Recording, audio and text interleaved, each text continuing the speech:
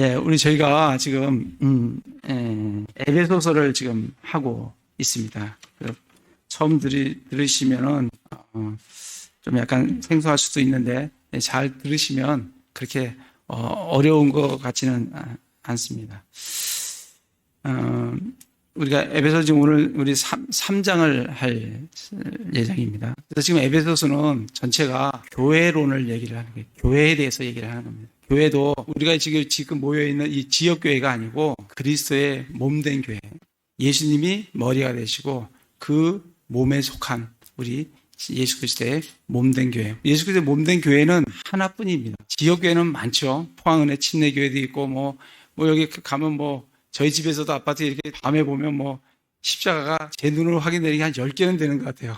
굉장히 많습니다. 지역교회는 많은데 지금 에베소서는 지역교회를 얘기하는 게 아니라 그리스도의 몸된 교회에 대해서 우리에게 말씀을 해주고 계십니다. 그래서 이제 에베소서 1장에서는 주제가 뭐냐면 교회가 그리스도의 몸이다. 그 이제 말씀을 우리가 봤죠.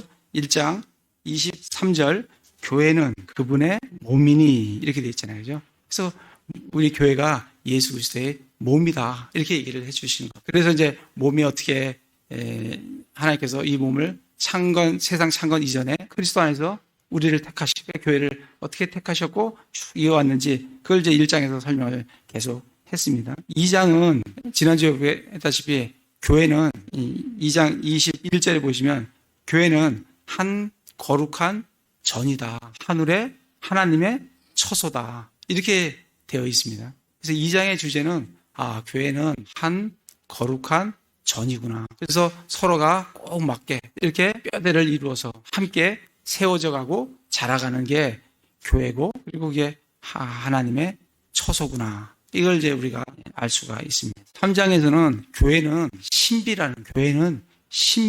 왜 하나님께서 교회를 신비라고 하셨는지 3장에 보면 너무 잘 나와 있어요.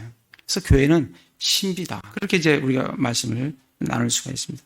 4장, 5장, 6장에 보면 이제 또 교회에 대해서 쭉 나오는데 그건 또 다음 주에 우리가 또 보도록 하시고.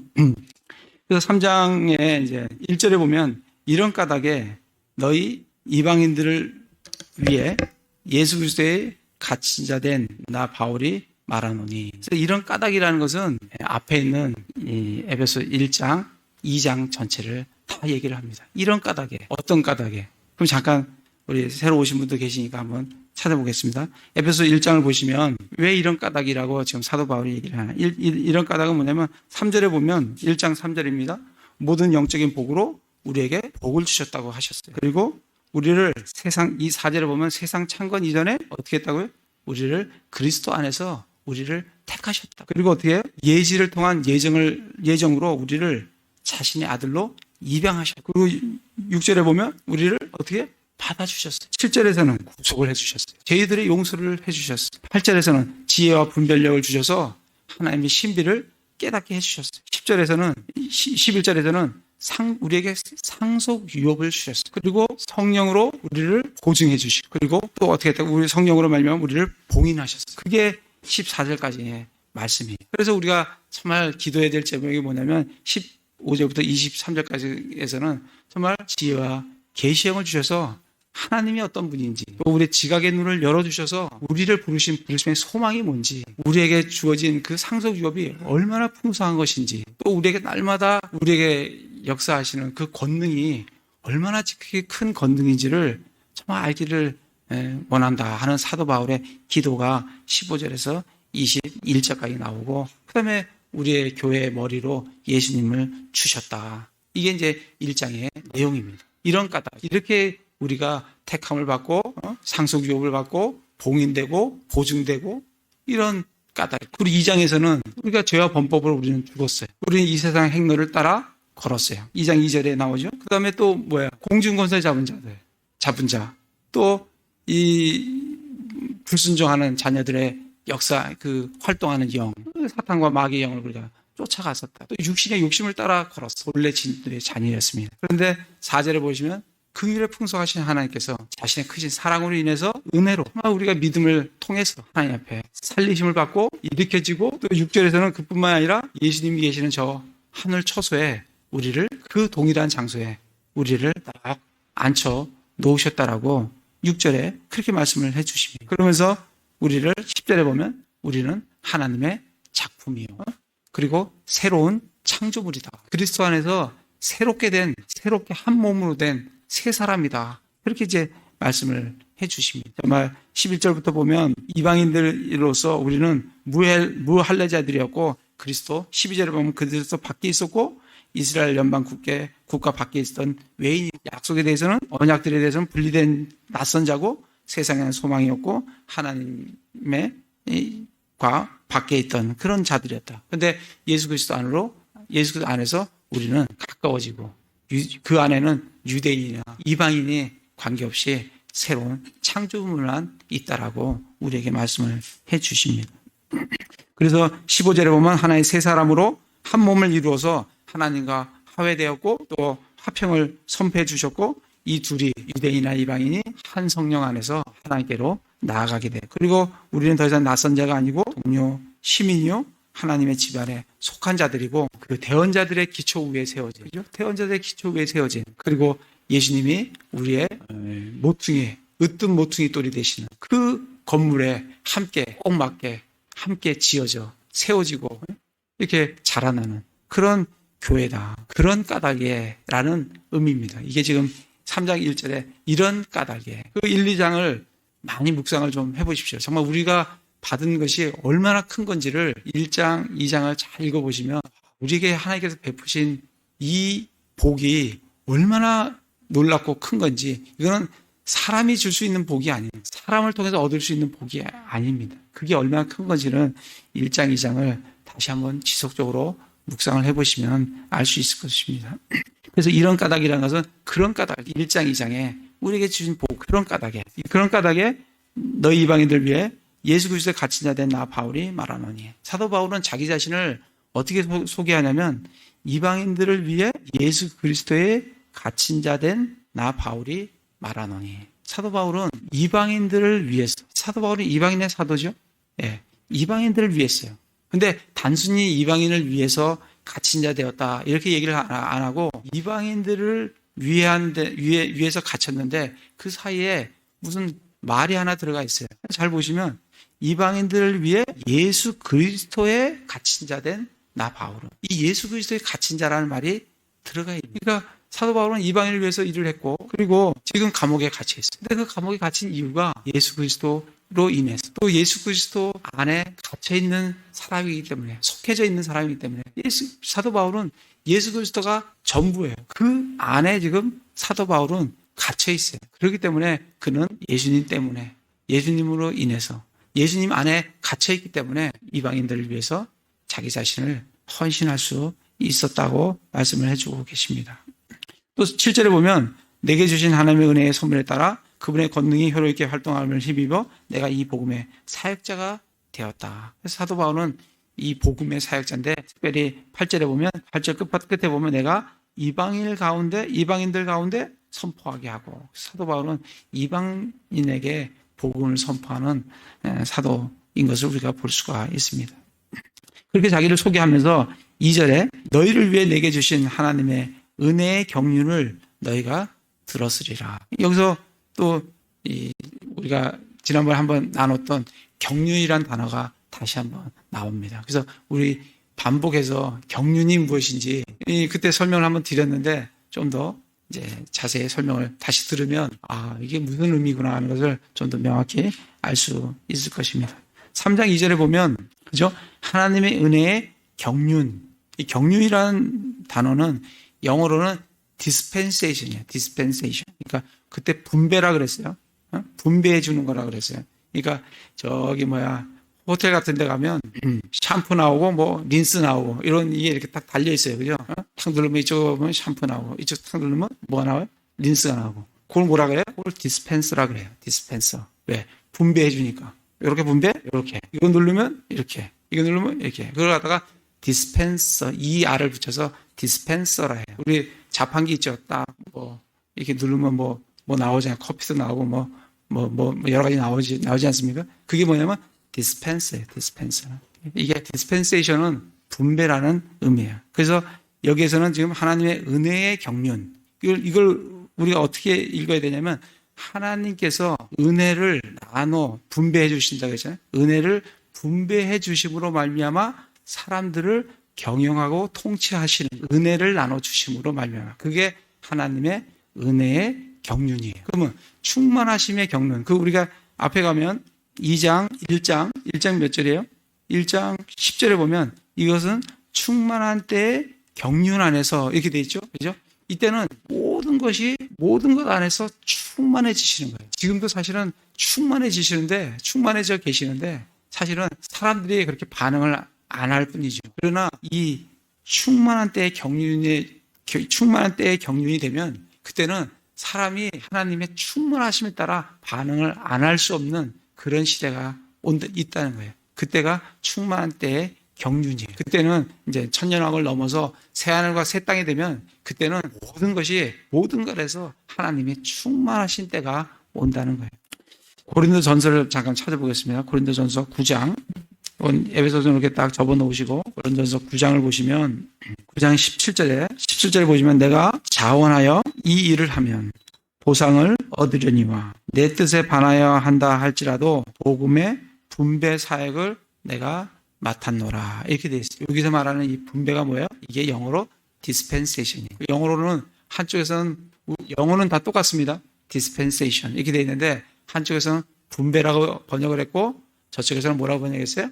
경륜이라고 번역을 했어요. 이게 똑같은 단어입니다. 근데 우리나라 지금 하나는 경륜, 하나는 분배라고 번역을 했어요. 그래서 이게 분배 사역이라는 거예요. 사도 바울은 하나님께서 하나님의 은혜의 경륜 때에 이 복음을 나눠주는 그 사역을 사도 바울이 맡았다는 거예요. 그래서 자기는 복음의 분배 사역을 맡았다. 이게 the dispensation of gospel 이렇게 되어 있는 거예요. 그래서 분배라는 dispensation이라는 의미를 정확히 좀 아시는 게 필요합니다. 그래서 제가 그 밑에다 적어놨죠. 경륜은 뭐냐? 분배인데 하나님의 경영 통치 방법이다. 그래서 은혜의 경륜이 있고 충만할 때의 경륜이 있어요. 그러면 율법의 경륜 그러면 뭐겠습니까? 하나님께서 율법으로 사람을 경영하고 통치하는 거예요. 그게 율법 시대예요. 그러니까 그게 율법의 경륜이에요. 이해하시죠? 경륜이라는 단어를 이해를 하셔야 다음에 스스로 읽으실 때 이 경륜이 그런 의미구나 하는 것을 알 수가 있어요. 근데 우리가 이제 보시면 세대주의라는 게 있어요. 들어보셨을 거예요. 세대주의다. 이 세대주의가 뭐냐면 이 경륜에 따라 하나님의 말씀을 이렇게 나누어서 보는 거예요. 말하자면 신약 시대에 와서는 우리가 어떤 관점으로 성경을 봐야 되냐면 하나님의 은혜의 경륜 관점에서 신약 성경을 보셔야 돼요. 이 율법으로 보면은 성경 말씀이 신약 성경은 전혀 보이지가 않아요. 이거 뭐로 봐야 돼요? 율법의 하나님의 은혜의 경륜에 따라서 보는 거예요. 그러면 율법 시대에는 율법의 경륜에 따라 그리고 나중에 충만한 때의 경륜이 되면 또 그거에 따라서 또 만약에 아담과 같이 전혀 죄를 지지 않았을 때에는 그건 무죄의 경륜이에요. 그때는 하나님께서 모든 것은 다 먹되 선악에서 나는 나무에서 나는 것은 먹지 말라. 이게 오로지 하나님께서 요구하시는 하나의 말씀, 지키라고 하시는 하나님의 말씀, 하나의 말씀이에요. 그렇게 경륜이 틀려져요. 그래서 그 경륜에 따라서 하나님 말씀을 보는 주의를 뭐라고 하냐면 세대주의라고 그래요. 그래서 우리 킹제임스 성경에 주로 있는 분들은 대부분 그 경륜에 따라 하나님의 말씀을 분별을 합니다. 그래서 그걸 세대주의라 그래요. 그런데 성경에 보면 또 세대라는 말이 나와요. 마태복음 1장 1절에 보면 뭐라 돼요? 다윗과 아브라함의 자손, 아브라함과 다윗의 자손, 예수 그리스도의 세대에 대한 책이라. 이게 세대가 나와요. 그래서 그 세대와 우리 세대주의에 얘기하는 그 세대는 틀린 거다. 그걸 잘 이해를 하셔야 알 수가 있는 거예요. 그때 말하는 세대는 뭐예요? 제네레이션이에요. 디스펜세이션이 아니고 제네레이션이라고. 제네레이션이가 뭐냐면 제네레이터 알죠? 이게 차에 보면 제네레이터 있잖아요. 제네레이터. 일렉트릭 제네레이터 가면 전기를 생산하는 게 일렉트릭 제네레이터예요. 그러니까 제네레이션은 뭐냐면 뭔가를 발생한다는 거예요. 발생. 제네레이션. 그래서 아담의 세대는 뭐예요? 아담으로부터 발생된 것. 아담에서부터 태어난 자들. 이게 아담의 세대예요. 예수 그리스도의 세대는 예수 그리스도부터 태어난 자들. 예수 그리스도로 말미암아 발생된 자들. 이게 아브라함의 예수 그리스도의 세대라는 의미예요. 그래서 세대와 경륜은 전혀 다른 겁니다. 경륜은 하나님께서 우리에게 분배를 통해서 경영 통치하는 그걸 경륜이라고 얘기를 하고 그거를 어떤 데서는 경륜이라 번역했고 어떤 데는 세대로 번역했기 때문에 헷갈릴 수가 있는데 그건 헷갈리시면 안 되는 거예요. 보통 나와 있는 세대주의, 그거는 세대주의가 아니라 엄밀히 얘기하면 뭐라고요? 경륜주의다. 그리고 세대는 제네레이션. 성경에서 말하는 세대는 제네레이션을 얘기한다. 거기서 뭐로부터 태어난 자들. 그죠?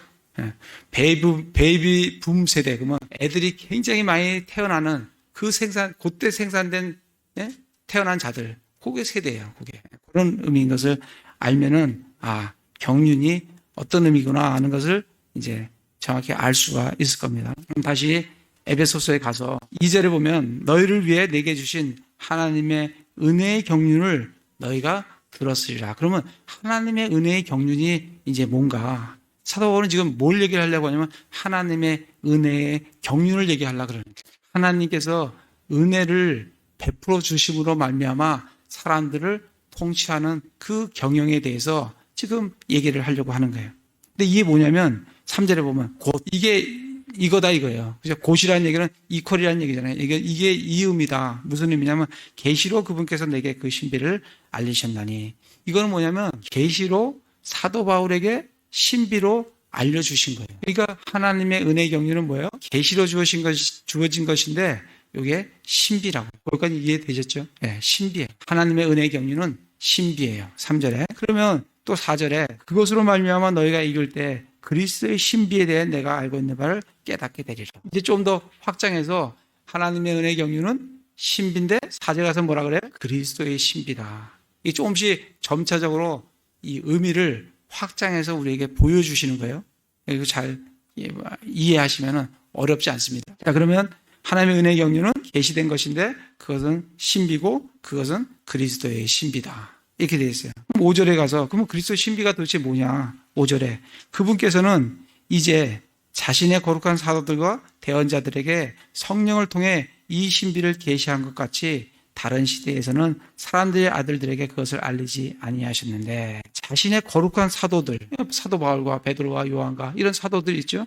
사도들과 대언자들이 있어요. 이 대언자들에게 성령을 통해서 이 신비를 계시하셨어요. 아까 계시로 이 신비를 알려주셨는데 누구에게 계시했냐면 사도 바울과 같은 이 대언자들에게 또 사도들에게 계시를 했다는 거예요. 근데 누구에게 계시 안 했느냐? 5절에 보면 다른 시대들에서는 사람들의 아들들에게 그것을 알리지 않았어요. 그러니까 다른 시대 사람들, 구약시대 사람들, 아무리 이사야가 아무리 정말 성경을 통달을 해도 하나님께서 그에게는 이 계시를 알려주지 않으셨어요. 그래서 그 계시에 대해서 정확히 잘 몰라요. 누구에게만 알려줬다고요? 사도 바울 같은 신약시대의 사도들과 대언자들에게 계시된 거다 하는 거예요. 그러면서 6절에 이 신비가 뭐다라는 것을 이제 설명을 합니다. 이 신비는 이렇게 또 똑같은 거죠. 이 신비가 뭐냐?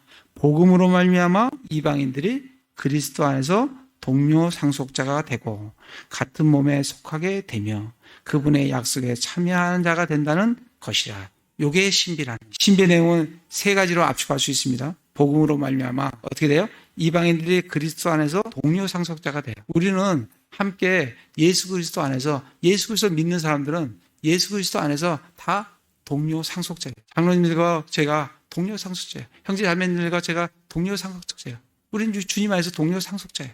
또 예수님과 동료 상속자예요. 왜? 예수님과 우리는 공동 상속자니까. 동료 상속 그런 의미예요. 두 번째는 동료 상속자가 되고 같은 몸에 속하게 되며 이 몸에 속한다는 거예요. 누구의 몸이에요? 예수 그리스도의 몸이에요. 그걸 1장, 2장에서 지금 계속해서 얘기를 했잖아요. 이 몸은 누구라고요? 예수 그리스도의 몸이라고. 우리는 예수 그리스도의 몸 안으로, 예수 그리스도를 믿을 때 우리는 예수 그리스도의 몸 안으로 들어갑니다. 그래서 그게 몸의 일부가 돼서 서로가 어떻게 꼭 맞게 뼈대를 이루어서 전으로, 거룩한 전으로 자라가고 하나님의 초소로 이렇게 세워져가는 그게 몸이라고. 그래서 여기서 말하는 게 뭐예요? 동료 상속자고 자가 되고 같은 몸에 속하게 됩니다. 예수 그리스도의 몸에 속한다는 거예요. 세 번째는 뭐예요? 그분의 약속에 참여하는 자가 된다는 것이죠. 하나님께서 우리에게 주신 약속들이 있잖아요. 1장, 2장에서 얼마나 많아요. 우리를 택해 주시고 구속해 주시고 또 하늘에 앉혀 주셨고 또 상속 유업을 주시고 보증을 해 주시고 또 완전히 성령으로 말미암아 우리를 봉인해 주시고 이런 약속들이 그 약속들이 다 누구 거라고요? 그리스도 몸 안에 속한 복음으로 말미암아 이방인들이 그 안에 들어가서 그 약속들을 다 누리게 된다는 거예요. 그게 뭐라고요? 그게 신비라는 거예요. 신비의 내용이 그 세 가지예요. 뭐예요? 다시 보면 이방인들이 그리스도 안에서 동료 상속자가 되고, 두 번째는 같은 몸에 속하게 되며, 세 번째 뭐예요? 그분의 약속에 참여하는 자가 된다는 거예요. 이게 뭐라고요? 신비라고요. 이게 뭐라고요? 이게 하나님의 약속의 경륜이라고. 하나님의 은혜의 경륜이라고. 이해되시겠습니까? 지금 2절부터 6절까지를 쭉 읽으시면 그렇게 어렵지 않아요. 보시면 하나님의 은혜의 경륜은 계시로 주신 것인데 그것은 신비구나.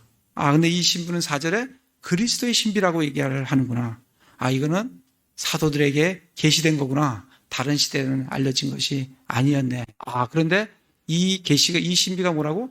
이거는 복음으로 말미암아 이방인들이 그리스도 안에서 동료 상속자가 되고, 그리고 같은 몸에 속하게 되며, 그리고 그 약속에 참여하는 자가 된다고 하는 이 신비가 뭐라고요? 하나님의 은혜의 경륜이다라고 우리에게 알려주고 계십니다. 9절에 보시면 또 예수 그리스도에 의해 모든 것을 창조하신 하나님 안에 세상이 시작된 이후로 감추어져 온 이 신비는 뭐라고요? 감추어져 와. 다른 시대에는 알려지지 않았다 했잖아요. 그러니까 감추어져 온 거예요. 그러니까 지금 우리 형제자매들, 우리가 지금 얼마나 은혜의 시대에 사는지 몰라요.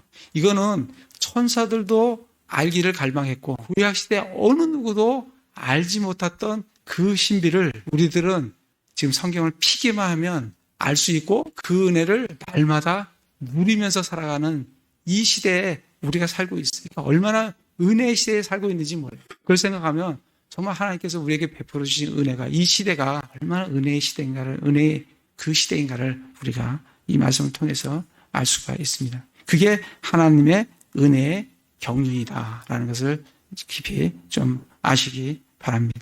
그게 하나님의 은혜의 경륜이에요. 근데 이 은혜의 경륜을 누구에게 주셨냐면 2절에 보시면, 2절 잘 읽어보세요.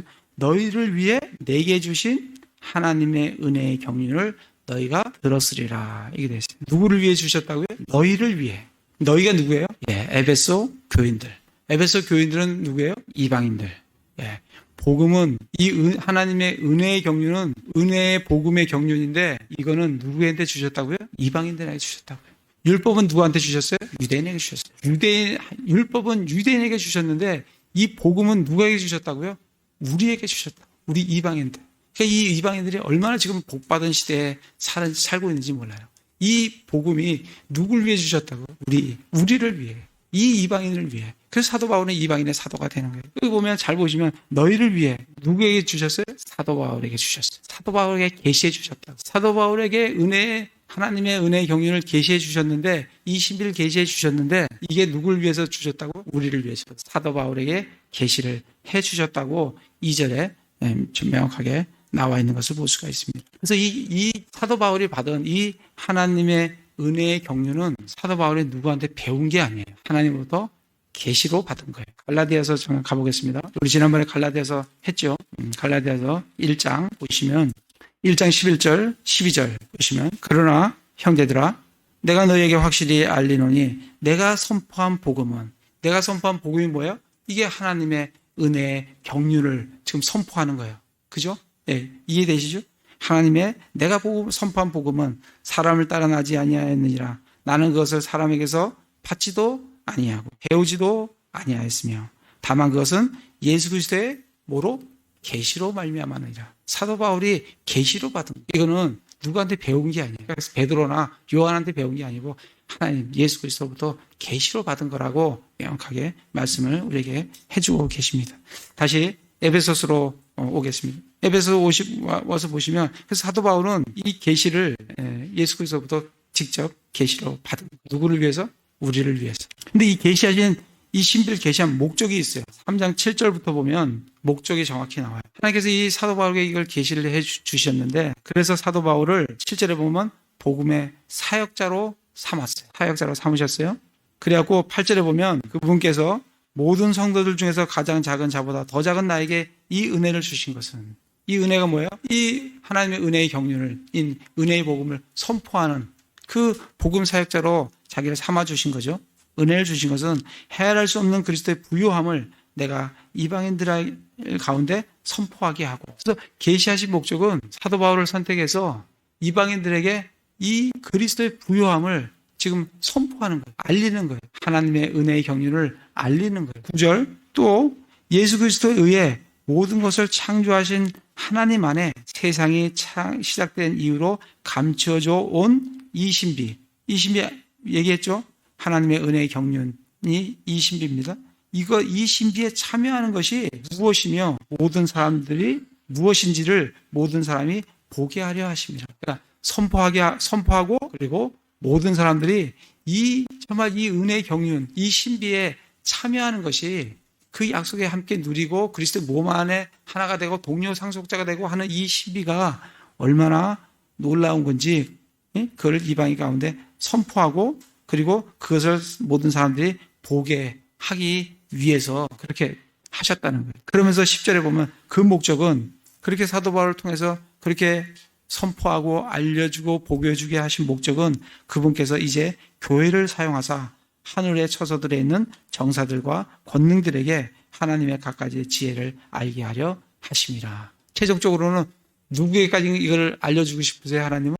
천사들, 정사들과 권능들과, 그죠? 그들도 하늘에 있는, 하늘 처소에 있는 그 천사들, 그들에게도 하나님의 지혜를, 내가 어떤 지혜를 발휘를 해서 예수 그리스도를 통해서 이 죄인들을 구원을 해서 어떻게 그 하늘 처소에 앉혀놓는 그 지혜를 발휘를 하셨는지를 누구에게 보여주신다고요? 하늘 처소에 있는 천사들에게 보여주시기를 원하신다는, 그게 이 목적이에요.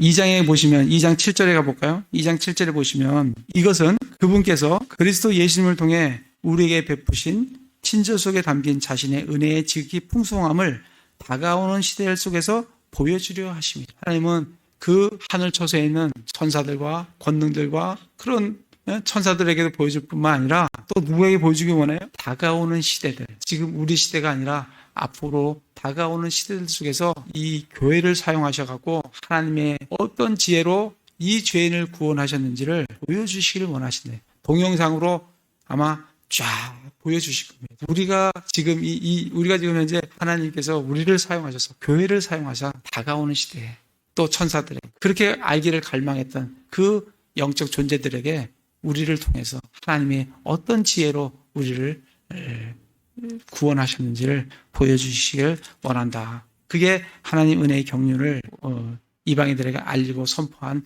목적이 그거라고 우리에게 말씀을 해주고 계십니다. 그게 10절 말씀입니다. 여기서 보시면 3장 8절에 보면 헤아릴 수 없는 그리스도의 부요함을 이방인들에게 선포하게 하고, 또 9절에 보면 모든 것을 창조하신 하나님 안에 세상이 시작된 이후로 감추어져 온 이 신비에 참여하는 것이 무엇인지, 두 가지예요. 그리스도의 부요함이 얼마나 큰지, 예수 그리스도의 안에 있는 그 부요함이 얼마나 큰지, 또 이 신비가 뭐라고 했어요? 아까 하나님의 은혜의 경륜, 그 신비에 참여한다는 것이 얼마나 놀라운 건지, 그것이 뭔지 도대체 이거를 알려주고 보여주고 싶어하는 거예요. 그러면 예수 그리스도 안에 있는 부요와 또 이 신비에 참여하는 것이 얼마나 놀라운 것인지 그거를 우리가 어떻게 알 수 있냐면 그게 1장, 2장 말씀이에요. 1장에서 그리스도의 부요함이 얼마나 큰지를 우리가 알 수 있었잖아요. 예수 그리스도 안에서 우리를 택하시고, 예수 그리스도 안에서 우리를 구속하시고, 예수 그리스도 안에서 우리에게 상속유업을 주시고, 그걸 쭉 읽어보세요. 우리 예수 그리스도 안에서 우리를 저 하늘 처소에 우리를 앉혀주시고, 예수 그리스도 몸 안으로 몸의 지체가 돼서 꼭 맞게 하나의 건물로, 하나의 하늘의 처소로 세움을 받고 지어져 가고, 그게 그리스도의 부요함이라고. 그거를 알려주고, 또 그 신비에 참여하는 그것도 마찬가지로 또 로마서, 에베소 1장, 2장 내용이 이 두 말씀이 1장, 2장 내용을 다 살펴보면 그리스도의 부요함이 얼마나 큰지, 또 감춰져 온 이 신비에 참여하는 것이 도대체 어떤 것인지를 우리가 알 수 있는 것은 에베소서 1장과 2장을 잘 살펴보시면 예수 그리스도의 부요함이 이렇게 큰 거구나. 이 약속에 이 신비에 참여한다는 게 이런 거구나 하는 것을 1장, 2장을 읽어보시면 너무 명확하게 우리 마음속에 와닿을 수 있는 것을 보게 됩니다. 다시 에베소서 와서 여기서 우리가 한 가지 또 봐야 되는 것은 하나님께서 계시를 누구에게 주셨어요? 사도 바울에게 계시해 주셨어요. 그러면 사도 바울에게 계시된 그 계시를 우리는 어떻게 알 수 있어요? 그거를 3장 4절에 이렇게 표현해 주고 있어요. 그것으로 말미암아 너희가 읽을 때 그리스도의 신비에 대하여 내가 알고 있는 바를 깨닫게 되리라. 사도 바울에게는 계시를 주셨어요. 우리는 어떻게 알게 돼요? 읽을 때 알게 돼요. 계시된 말씀을 읽을 때 우리는 알게 된다고. 그러니까 여러분 성경을 얼마나 이거를 읽어야 되는지 우리의 이 성경 말씀을 봐야 되는 이유가 목회자가 깨닫는 게 아니에요. 선교사들이 깨닫는 게 아니에요. 말씀을 안 보면 그런 깨달을 수가 없어요. 4절에서 너희가 읽을 때 내가 내게 말하는 그 말하는 바를 깨달을 수 있으리라. 여러분 부지런히 성경을 보셔야 돼요. 안 보면 깨달을 수가 없어요. 그러니까 시간 날 때 여러분 어디다 투자를 하셔야 되냐면 성경에 투자를 하셔야 돼요. 이 성경 갖고 다니기 어려우시면 조그만 암송 페이퍼라도 갖고 다니시면서 계속 말씀을 보셔야 되는 거예요. 이 말씀이 무엇인지, 이 말씀이 뭘 의미하는 건지, 이 지혜와 계시령을 주사 우리에게 그분을 알게 하시며 지혜와 계시령을 주시고 기도하면서 지혜와 계시령을 달라고 하면서 계속 말씀을 보실 때 하나님의 말씀을 우리는 하나님의 말씀 속에서 또 올라온 것을 우리가 깨달을 수 있다. 사도 바울이 계시를 받았다고 해서 우리도 계시 받아야 되는 거 아니에요. 그죠? 네. 우리도 계시 받아야 되는 줄 알고 어디 가서 막 뭐 받고 뭐 어쩌고 그거는 성경에서는 그렇게 얘기하지 않습니다. 성경에서는 그렇게 계시로 우리에게 알려주지 않으세요. 우리는 어떻게 알 수 있냐면 사도 바울은 하나님께서 계시로 알려주셨지만 우리는 계시된 이 하나님 말씀을 읽을 때 우리는 하나님 말씀을 깨달을 수가 있어요. 알 수가 있어요. 그러니까 부지런히 듣고 좋은 말씀들 들으시면서 부지런히 성경 말씀을 읽으셔야 돼요. 그래야 우리가 하나님께서 우리에게 주신 하나님의 은혜의 경륜, 이 신비는 비밀이 아닙니다. 비밀은 딱 봉해져 있기 때문에 우리가 알 수 없는 거지만 이 신비는 하나님께서 우리에게 알려주시면 우리가 깨달을 수 있는 거예요. 근데 누가 깨달을 수 있다고요? 읽는 사람이 깨달을 수 있대.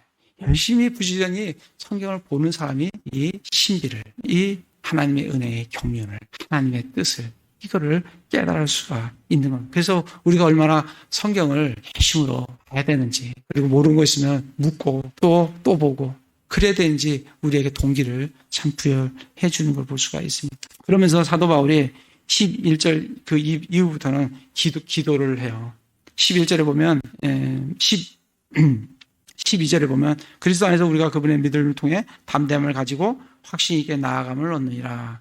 우리는 믿음을 통해서 담대함을 가지고 확신 있게 하나님 앞에 나아갈 수가 있어요. 그러면서 사도 바울이 감옥에 갇힌 사도 바울이 자유로운 에베소 교인들에게 오히려 그들을 격려하고 그들에게 부탁을 하는 걸 볼 수가 있어요. 오히려 반대가 돼야 될 것 같은데 그렇지가 않아요. 사도 바울은 오히려 그들을 위해서 기도하고 있고 그들을 지금 격려하고 있는 걸 볼 수가 있어요. 13절에도 보면 그러므로 내가 바라노니 너희를 위한 나의 환난들로 인해 낙심하지 말라잖아요. 자기는 낙심 안 한다고요. 사도 바울은 낙심 안 해요. 감옥에 있지만 낙심 안 해요. 누가 낙심해요? 에베소 교인이 낙심할까 봐 두려워요. 낙심하지 마라. 왜? 이게 너희의 영광이라. 이게 나중에 이 고난이 영광으로 바뀔 거라고. 낙심하지 말라고. 그렇게 지금 에베소 교인들을 격려하는 걸 볼 수가 있어요. 그러면서 14절부터 21절까지 사도 바울이 기도를 합니다. 기도를 하면서 내가 15절에 보면 하늘과 땅에 있는 온 가족의 이름을 주신 분께 무릎을 꿇고 비노니. 우리의 이 기도의 자세예요. 무릎을 꿇고 하나님 앞에 비는 거예요. 기도는 비는 겁니다. 간구하는 거예요. 요청하는 거예요. 근데 몇 가지를 위해서 기도하는 걸 우리가 보겠습니다. 16절에 보면 그분께서 자신의 영광의 풍성함을 따라 자신의 영을 통해 속사람이 능력으로 강건하게 됨을 너에게 허락하십니다. 첫 번째 기도 제목이 뭐예요? 우리의 속사람이 강건해지도록. 우리가 늘 내 속사람이, 우리의 겉은 후패돼요. 쭈글쭈글해지잖아요. 낡아진다고요. 때 되면 고장도 나고. 그렇지만 우리의 속사람은 날로 새롭게 되고 강건해질 수 있어요. 그걸 위해서 기도하라는 거예요. 첫 번째 기도 제목이 그거예요. 두 번째 기도 제목은 17절에 보면 믿음을 통해 그리스도께서 너희 마음속에 거하게 하시고. 우리 예수님이 우리 안에 거할 수 있는 것은 우리가 믿음을 통해 우리 안에 예수님이 내 안에 내가 사는 게 아니라 내 안에 누가 살아요? 예수님이 살아요. 그럼 우리는 갈라디아서 2장 20절 같은 말씀을 살 수가 있어요. 내가 그리스도와 함께 십자가에 못 박혀 있으나 그럼에도 불구하고 내가 사노라. 그러나 내가 아니요 내 안에 그리스도께서 사시느니. 내가 그리스도가 내 안에 살 수 있게 하는 방법은 뭘 어떻게? 믿음을 통해서 그렇게 할 수 있다는 거예요. 믿음을 통해서 그리스도께서 너희 마음속에 거하게. 그다음에 세 번째 기도 제목은 뭐예요? 너희가 사랑 안에서 뿌리를 내리고 털을 짜. 사랑 안에서 뿌리를 내리고 털을 짜서 우리가 사랑이 풍성해지는, 우리의 여러 가지 연약하고 정말 허점들과 여러 개 많지만 어쨌든 우리가 주님의 사랑 안에서 풍성해져서 성령께서 우리에게 부어주신 그 사랑을 통해서 그 뿌리, 사랑 안에 뿌리를 내리고 털을 잡는, 그걸 위해서 기도를 하고 있어요. 18절에 보시면 네 번째 기도 제목은 모든 성도들과 함께 너비와 길이와 깊이와 높이가 어떠함을 능히 깨닫고.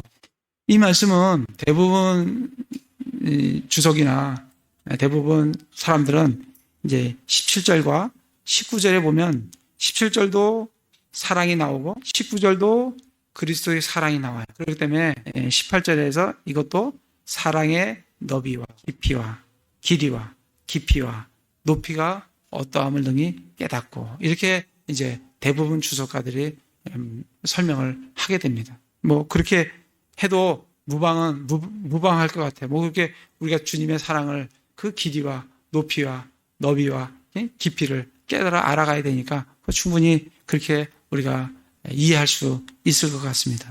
그러나 우리가 좀 더 보시면 로마서 한번 찾아볼까요? 로마서 8장. 이게 사랑만에, 거기에 사랑이란 말이 없기 때문에 이게 사랑만을 의미하는 거냐. 로마서 8장 38절 39절에 보시면 내가 확신하노니, 38절입니다. 8장 로마서 8장 38절 30, 내가 확신하노니 사망이나 생명이나 천사들이나 정사들이나 권능들이나 현재 있는 것들이나 장래 있는 것들이나 높음이나 깊음이나, 여기서 높음이나 깊음이나 다른 어떤 창조물이라도 능히 우리를 그리스도 예수 우리 주 안에 있는 하나님의 사랑에서 떼어놓지 못하리라. 이렇게 하시면서 무슨 얘기가 나냐면 높음이나 깊음이나가 나와요. 아까 우리가 봤을 때 뭘 봤어요? 높이와 길이를 봤죠. 너비와 길이와 높이와 깊이를 봤어요. 그죠? 여기서도 동일하게 높음과 깊음이 나와요. 영어로는 이게 두 개가 다 똑같아요. 높음이 뭐냐면 height, 깊음이 depth. 이렇게 되고 두 개가 똑같은 단어인데 우리는 한쪽에서는 높음, 깊음, 한쪽에서는 높이, 깊이. 이렇기 때문에 좀 다른 게 아닌가 이게 생각이 드는데 영어로는 똑같습니다. 영어로는 height, depth 이렇게 똑같아요. 다시 말하면 39절에 보면 높음이나 깊음이나 다른 어떤 창조물이라도 이걸 보면서 우리는 높음과 또 깊음이 하나님께서 창조하신 창조물이라는 것을 우리가 알 수가 있어요. 그렇죠? 이 말씀을 잘 보시면 그렇게 되어 있어요. 그래서 이게 단순히 예수 그리스도의 사랑의 길이와 넓이와 높이와 깊이를 그것만 알아가는 것이 아니라 하나님께서 창조하신 이 창조 세계가 그 높이와 그 길이와 그 너비와 그 깊이가 얼마나 놀라운 것인지 그거를 깨달아 알으라 라는 것을 우리가 말씀을 통해서 알 수가 있습니다. 그러니까 이 높음과 깊음이 창조물이라는 거예요. 이거 지금 그렇게 우리에게 지금 보여주고 있는 거예요. 말씀을. 그래서 이 말씀하고 이렇게 연관시켜 봤을 때 거기에 사랑, 다시 에베소에 가시면 여기 보시면 18절에 보면 만약에 이게 사랑만을 얘기한다면 모든 성도들과 함께 그분의 사랑의 너비와 길이와 이렇게 했으면 우리가 이건 사랑에 확 국한돼서 말씀을 하시는구나 우리가 알 수가 있는데 그 말씀이 없기 때문에 사랑이라는 것으로 적용을 하셔도 좋고 다른 성경과 관련지어를 보면 이게 높음과 깊음이 창조물인 것을 알 수가 있어요. 그렇다면 하나님의 온 우주에 창조하신 창조의 세계가 얼마나 넓고 얼마나 길고 얼마나 깊고 얼마나 높은지 그거를 깨달아 알으라니. 19절에 보면 지식을 뛰어넘는 그리스도의 사랑을 알아 하나님의 모든 충만하심으로 충만하게 되기를 구하노라. 그래서 마지막 다섯 번째 기도 제목은 그리스도의 지식을 뛰어넘는 그리스도의 사랑, 그 사랑을 알아서 하나님의 모든 충만하심으로 충만하게 되기를 원한다. 그렇게 말씀을 해주고 있어요. 그래서 지식을 뛰어넘는 그리스도의 사랑, 이게 좀 감이 오세요? 그 지식을 뛰어넘는 그리스도의 사랑. 로마서 한번 우리 가보겠습니다. 로마서 8장 하시면 지식을 뛰어넘는 그리스도의 사랑. 이게 어떤 사랑일까? 8장 35절에 보시면 누가 우리를 그리스도의 사랑에서 떼어 놓으리요. 환난이나 공경이나 핍박이나 기근이나 벌거벗음이나 위험이나 칼. 그러니까 이런 것들은 우리를 그리스도의 사랑에서 떼어놓을 수가 없다는 거예요. 그러니까 그리스도의 지식을 뛰어넘는 그리스도의 사랑이라는 것은 우리가 생각하고 있는 그 사랑에 그것보다 훨씬 능가하는 사랑이라는 거예요. 우리를 이 세상의 어떤 것으로부터도 우리를 떼어놓을 수 없는 그리스도의 사랑을 지금 얘기를 해주고 있어요. 아까 읽었던 38절, 39절에서도 나오시죠? 39절에 보면 높음과 깊음과 다른 어떤 창조물이라도 능히 우리를 그리스도 예수 우리 주 안에 있는 하나님의 사랑에서 떼어놓지 못하리라. 어떤 것도 떼어놓을 수 없는 그 사랑이 지식을 뛰어넘는 그리스도의 사랑입니다. 우리가 그것을 깨달아 알면 정말 하나님의 충만하신 가운데 우리가 거할 수 있다라고 우리에게 말씀을 해주고 계십니다. 로마서 찾았으니까 로마서 5장 8절에 보시면 그 사랑은 어떤 사랑이냐면 5장 8절에 보면 우리가 아직 죄인 되었을 때 그리스도께서 우리를 위해 죽으심으로 하나님께서 우리를 향한 자신의 사랑을 당당히 제시하시는 그 사랑은 어떤 사랑이에요? 죄인을 위해서 자기의 목숨을 내놓는 사랑이 그 사랑이라는. 요한일서 가보겠습니다. 요한일서 3장 16절에 보시면 요한일서 3장 16절 하나님께서 우리를 위해 자신의 생명을 내놓으셨으므로 이게 우리를 향한 사랑이에요. 뭘 내놔요? 자신의 생명을. 죄인을 위해 하나님의 생명을 내놓는 그게 예수 그리스도의 사랑이에요. 그게 지식을 뛰어넘는 우리가 도무지 생각할 수 없는 그 사랑이라. 생명을 내어놓으시면 이로써 우리가 그분의 사랑을 깨닫는 우리가 형제들 위해 우리의 생명을 내놓는 것이 마땅하니라. 우리도 그런 본을 받아서 살아가는 것이 마땅하다. 그래서 그 사랑을 우리가 깨달으면 우리가 하나님 안에서 충만한 삶을 살아갈 수 있다라고 말씀을 해주고 계십니다. 에베소 3장 다시 와서 그래서 정말 에베소 3장 전체는 교회가 뭐라고요? 1장에서는 몸이고 2장에서는 한 거룩한 전이고 3장에서는 교회가 뭐라고요? 신비라고요. 하나님의 은혜의 경륜이라. 그게 교회다라고 지금 말씀을 우리에게 해주시는 겁니다. 그 신비는 뭐라고요? 복음으로 말미암아 우리가 그리스도 안에서 한 몸이 되고, 그죠? 동료 상속자가 되고 약속에 참여하게 되는 그것이 신비라고요. 그게 교회라고요. 그렇게 세워진 게 교회라고 그렇게 우리에게 말씀을 해주고 계십니다. 그래서 정말 우리가 이 시대에 정말 천사들도 모세도 엘리야도 다니엘도 알지 못했던 이 신비를 우리는 너무나 쉽게 지금 알 수 있고 깨닫고 그리고 그걸 누리며 살아가는 그런 시대에 살고 있습니다. 그래서 정말 우리가 해야 될 것은 이 신비를 누리고 깨달을 뿐만 아니라 사도 바울과 같이 복음 전도자로서 다른 사람에게 어떻게 그것을 그리스도의 부요함을 알리고 이 약속에 참여하는 것이 어떤 것인지 그들한테 보여주고 그게 우리의 책임입니다. 그러한 삶을 살아가시는 형제자매들 다 되시기를 기도를 드립니다. 제가 기도하겠습니다.